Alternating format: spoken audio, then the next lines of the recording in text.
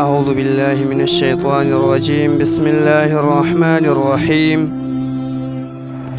دوستانو په دې نننۍ ویډیو کې زه تاسو ته د استاد د آدابو باره کې یولس آداب درته بیانوم. زما ویډیو که هر څنګه طالبان اوري، د مدرسې طالبان وي، د سکول طالب علمان وي، ټول دا ویډیو خو په توجه سره واورئ او دې کې یولس آداب درته بیانوم. انشاءالله که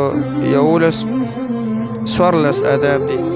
انشاءالله که په دغه آدابو باندې موږ او تاسو عمل وکړو نو کامیاب به یو، هر ځای کې به کامیاب یو. د ټولو نه اولنی ادب دا دی چې د استاد، هر قسم استاد چې وي، د هغه عزت او ادب او احترام کول پکار دي. دویم، کله چې استاد کلاس ته راشي نو اخوا دیخوا کتل نه دي پکار. دریم، د استاد خبره توجه سره اوریدل پکار دي، یعنی یخوا دیخوا کتل پکار نه دي، استاد ته توجه سره کتل پکار دي. څلورم، کله چې د انسان سبق د استاد سبق وای نو په غور سره دی اوریدل پکار دي. یعنی استاد چې کله سبق وای نو په غور سره دی ورته غوږ دی، سوچونو کې دی نه ځي. پنځم، کله چې استاد خوا ته ورځي نو اجازت غواړي. یعنی استاد چې کله ناست وي کلاس کې او دا کلاس ته راځي نو استاد نه اجازت غواړي. یو استاد یو ځای کې ناست وي، دا ورځي نو هلته اجازت غواړي او ورځي. او کله چې استاد د خوا نه واپس راځي نو بیا هم اجازت غواړي او راځي. شپږم، همیشه استاد باندې اول سلام کوي، یعنی په استاد باندې دا سلام کوي، دا نه چې استاد د سلام په انتظار وي چې دا به سلام واچي.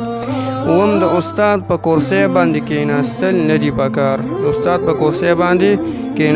دي پکار.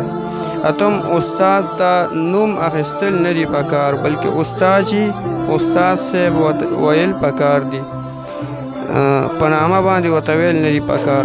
نهم، د استاد نه مخکې تلل هم نه دي پکار، بلکې شاته ورپسې تلل پکار دي، خو که لاره وغیره ښودلو دپاره مخکې تللو کې څه بدي نشته دی.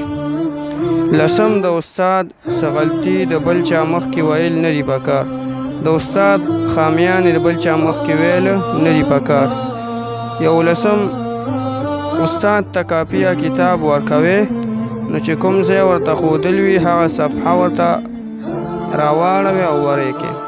یعنی څه کتاب کافی کې څه غلطي وي یا کتاب کې څه ټکي وي درته د هغې مسلې پکې استاد ته به هغه ځای راواړي او بیا به یې ورله ورکړي. څوارلسم، د استاد خدمت مثلا اوبه وغیره په خوشحالۍ سره کول پکار دي. استاد چې ورته ووایي اوبه راوړه، پلانکې کار وکړه، دا وکړه، دا په خوشحالۍ سره کول پکار دي، دې سره به الله تعالی تا کامیابوي. څوارلسم، د استاد خدمت مثلا. دیارلسم، د استاد دپاره مونځ کې دعا کول پکار دي، څنګه چې د مور او پلار حق دی. قرآن کې الله تعالی فرمایي وقل رب ارحمهما کما ربیاني صغیرا. دغه رنګ د استاد حق هم دی، هغه ته به هم په مونځ کې دعا کې. او څوارلسم، د سکول یا مدرسې څوکیدار او د نور عملي هم ادب او احترام کول پکار دي. یعنی استاد سره چې مدرسه کې یا سکول کې تاسو سره نور کوم چوکیداران دي، هر څه چې دي، د ټولو ادب او احترام کول پکار دي. دا 14 آداب ما ستاسو په وړاندې بیان کړل. الله تعالی دې اول ماته بیا تاسو ته په دې باندې د عمل کولو توفیق راکړي. هذا واخر دعوانا الحمد لله رب العالمین.